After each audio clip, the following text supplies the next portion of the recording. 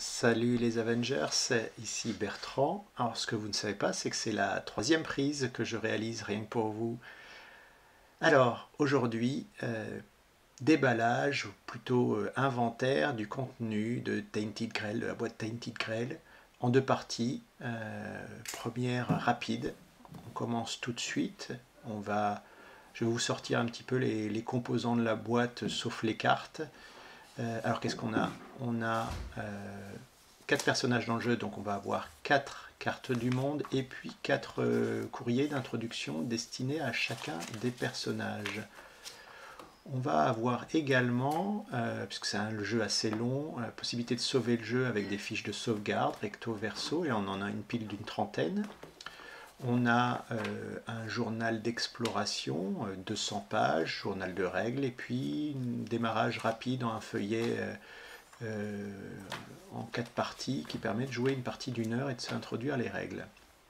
Ensuite, le reste de la boîte, bien rangé, alors avec les fiches des 4 personnages que sont un forgeron, une paria, un fermier, mais c'est pas vraiment un fermier, il a son secret, et puis le dernier, c'est un druide, mais banni. Donc des fiches, vous voyez, détachables recto verso pour la mise en place et ensuite pour la partie, et puis du carton double face pour mettre les marqueurs des niveaux, différents niveaux, ça donne vraiment envie quand on déballe, hein. Ensuite on a 2 dés, un dé normal et un dé destiné au mouvement des gardiens.